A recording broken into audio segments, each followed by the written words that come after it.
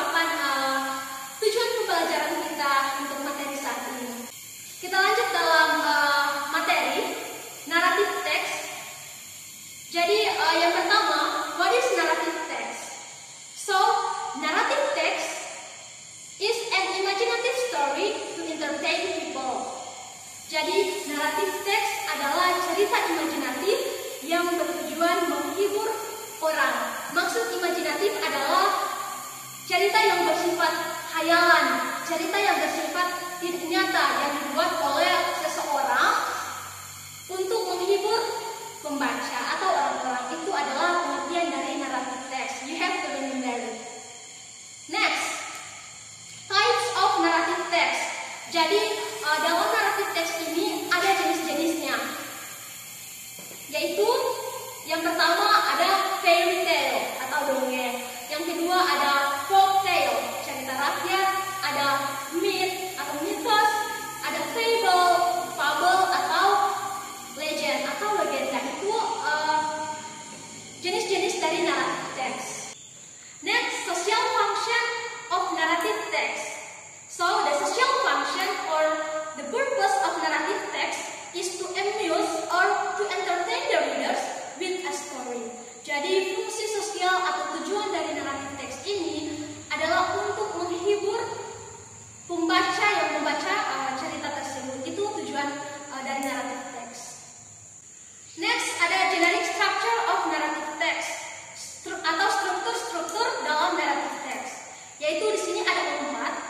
Yaitu yang pertama orientation, ada complication, ada resolution, dan yang terakhir ada reorientation. Nah, sebelum Miss menjelaskan lebih lanjut tentang keempat ini, Miss mau mengingatkan ke kalian bahwa dari keempat struktur yang ada, yaitu tepatnya yang terakhir, poin yang terakhir, reorientation, ini bersifat opsional. Mengapa opsional? Karena ini tergantung penulisnya mau menulis atau mau membuat reorientationnya dalam sebuah cerita atau tidak.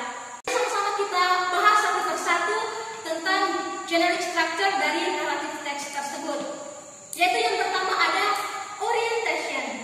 Nah, orientation it is about the opening paragraph where the characters of the story are introduced and set the scene where and when the story happened, and introduce the participant of the story, who and what is involved in the story.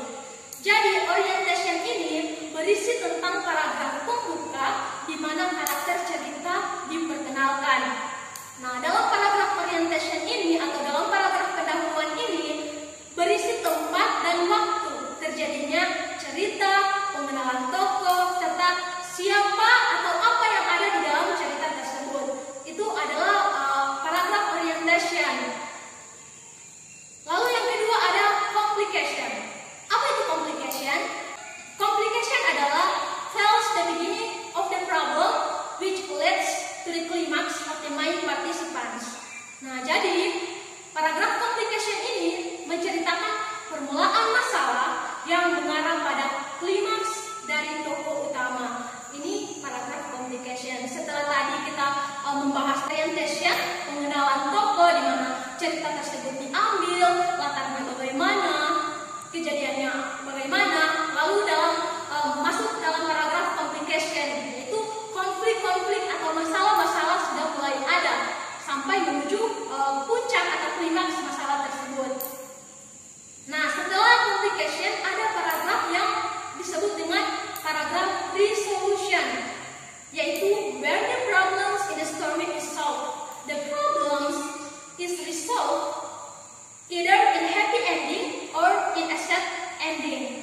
Jadi paragraf resolution ini adalah paragraf yang menceritakan bagaimana masalah itu diselesaikan. Artinya masalah sudah terselesaikan dan itu akan berakhir entah itu sad ending atau happy ending. Itu dalam paragraf resolution. Nah, yang terakhir reorientation, seperti yang Miss bilang tadi bahwa paragraf reorientation ini bersifat opsional. Artinya reorientation ini berisi pelajaran moral, syarat